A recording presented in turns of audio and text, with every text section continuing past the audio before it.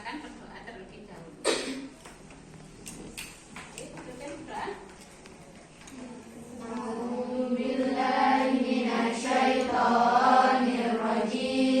Bismillahirrahmanirrahim. Alhamdulillahirabbil alamin. Arrahmanirrahim. Maliki yaumiddin. Iyyaka na'budu wa iyyaka nasta'in. Ihdinas siratal mustaqim. Pas lagi makan mie instan, nggak begitu masa. Terus nih kalau gue lagi jalan pas hujan-hujan gitu, itu air hujan suka nutupin kacamata gue. Kan gue jadi kagak bisa lihat. Apa perlu gue bikin kalender khusus buat kacamata gitu? Jadi sebenarnya gue kan -3, cuman semua berubah saat gue kuliah. Sama seperti mahasiswa pada umumnya yang hidup di era modern, gue pengen banget dong eksis. Mulailah gue bikin channel YouTube. Biar channel gue berkembang, otomatis gue mesti sering upload konten kan. Jadi tiap pagi gue mesti Dari HP. Dari sebelum dia main YouTube kan dia sudah pakai kacamata. Nah, kira-kira kenapa dia pakai kacamata? Kenapa harus ada pakai kacamata? Tidak. Matanya bermasalah. Ya kenapa bermasalah? Bermasalahnya apa? Minus. Jadi matanya Ustazah itu minus, sama kayak yang di video tadi, yang tadi itu matanya minus. Makanya harus pakai bantuan kacamata. Nah, kenapa? Apa yang tadi kalau anak itu tidak menggunakan kacamata? Tidak bisa melihat. Tidak bisa melihat. Tadi kan katanya kacamatanya rusak ya. Terus jalan, disapa temannya, tidak nyaut, tidak semaur gitu ya. Nah, dikirain sombong padahal dia tidak tahu, tidak kelihatan, tidak jelas. Sama kayak kalau Ustazah kalau jalan tidak pakai kacamata, sama nyapa Ustazah. Terus Ustazah tidak jawab, berarti Ustazah tidak kelihatan. Kalau itu samanya gitu ya. Jadi jangan dikira. Angkat tangan. Fungsinya kacamata untuk apa? Ya. Iya, untuk memperjelas penglihatan. Jadi sebagai alat bantu ya, alat bantu minus berkaitan dengan alat optik. Berarti kacamata itu termasuk alat optik. Nah, untuk itu kita akan mempelajari tentang alat optik. Tujuan pembelajaran kita hari ini. Coba dibacakan.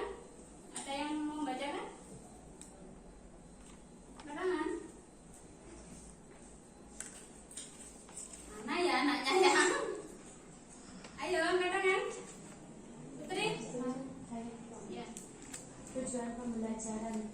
Peserta didik dapat menyebutkan struktur dan fungsi bagi mata. Peserta didik dapat menjelaskan gangguan pada mata. Peserta didik dapat menyelidiki pembentukan bayangan. Sudah belajar alat optik apa belum? Belum. Nah, makanya itu sekarang tes. Ustazah pengen tahu kemampuannya anak-anak itu seberapa sebelum kita belajar ke materi yang lebih dalam ya.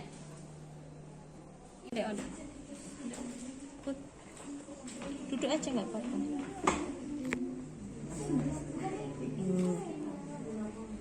Apa? Gimana bayangannya?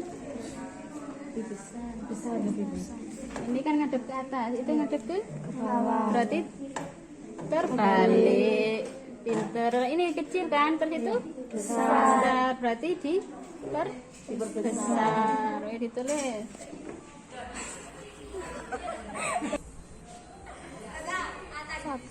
Ya. Lensa taruh mana? Taruh di sini. Lensanya taruh di tengah. Nomor Coba pakai senter. sama nggak besarnya sama yang bendanya? Panah. Ini bendanya ya, panah ini sama nggak besarnya ini sama yang di sana? Enggak. Berarti Lebih apa? Lebih kecil. berarti Diperkecil. terus untuk apa? tegak apa terbalik? Tetap Tanda tetap tegak. tanda tanda tanda panahnya ke atas. Iya. Berarti nyata, Nyata, tegak, diper, Diperkecil. Di mana Ustazah? di atas. Iya, kundur 100 mm. gimana tadi 100 mm? 100 mm bayangannya Sudah. di situ ya, di itu ya. Oke.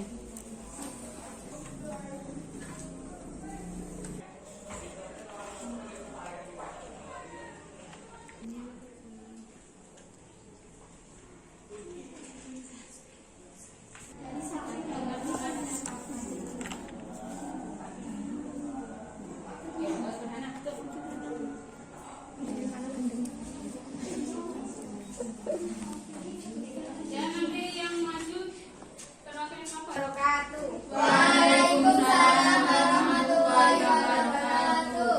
Di sini saya akan mempresentasikan hasil kerja kelompok kami.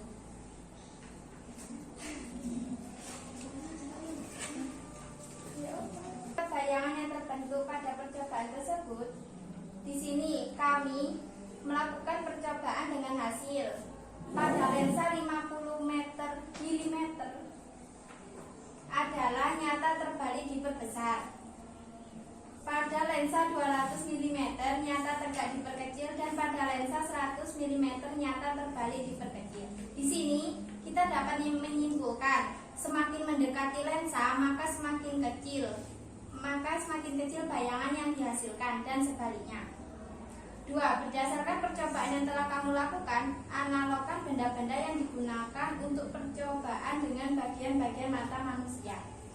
Di sini yang saya analogkan benda-benda adalah lensa. Lensa dianalogkan sebagai pupil, dan ada benda serta bayangan. 3. Gambarkan jalannya cahaya pada mata manusia sehingga manusia dapat melihat benda. Di sini kelompok saya menggambarkan tentang nyata terbalik diperbesar. 4.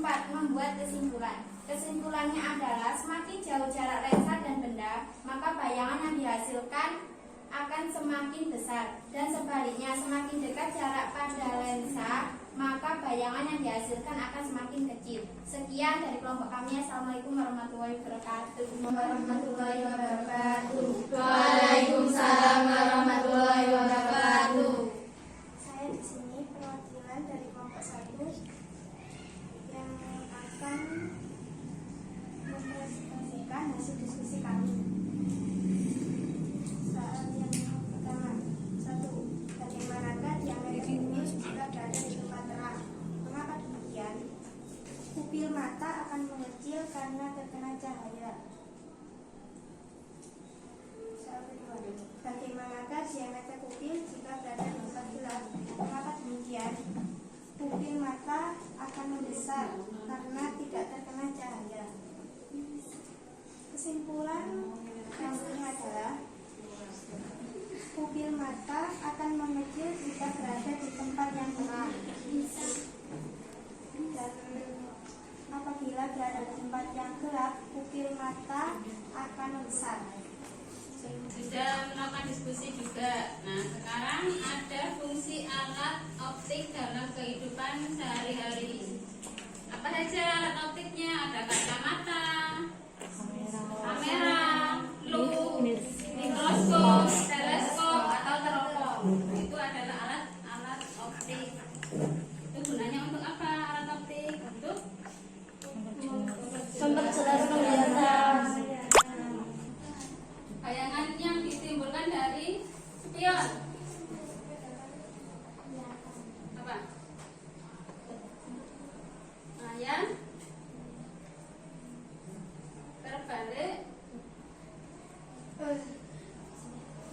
Layar terbalik. Apa mainnya tegak? Diperkecil. Kalau pada cermin, kalian kalau bercermin gimana? Sama kan bayangannya, kayak yang di bayangan? Sama. Dirimu dengan bayangannya kan sama ya, sama tingginya. berarti kan sama. Nah kalau misalnya spion itu dibuat kacanya datar, berarti kita nggak bisa melihat orang yang di belakang, kan terhalang. Kalau besar ya besar, yang di belakang kan nggak bisa melihat. Makanya kaca spion itu dibuat lensa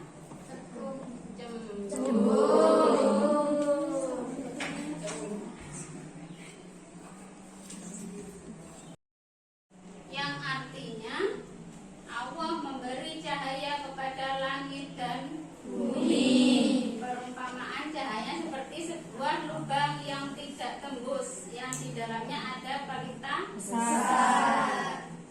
Nah, kayak yang tadi mata.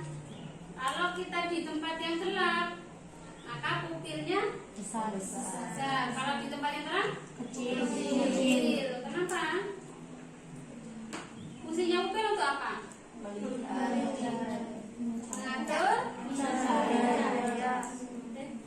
banyak sedikitnya cahaya yang masuk ke dalam mata. Kalau di ruangan yang terang kita melihat cahaya matahari, kan ulat ya, silau. Makanya kecil biar mata kita tidak sakit. Cahaya masuk kan sedikit jadinya. Gitu. Kalau misalnya pupilnya besar, kan cahaya masuk besar banyak. Paham? Nah kalau di ruangan gelap misalnya mati lampu, sama bisa lihat enggak? Enggak. Kalau diisi lagi ya.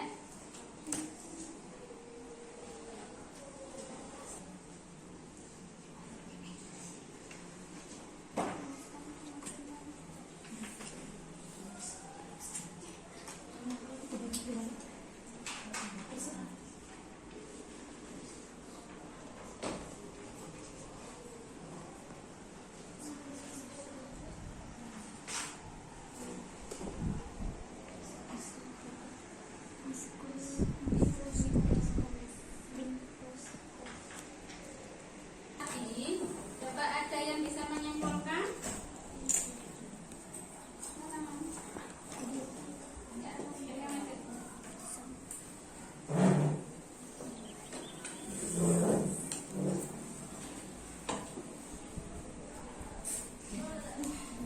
Dari sini saya menyimpulkan bahwa alat optik adalah alat pembantu penglihatan. Macam-macam alat optik ada banyak, salah satunya kacamata, lensa, teleskop, serta mikroskop.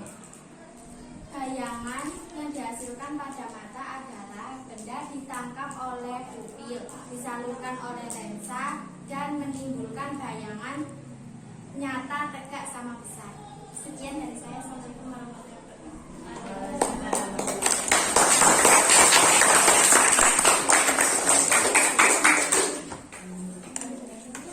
Ada pertanyaan? Tidak ada. Kalau tidak ada, semoga pembelajaran kita hari ini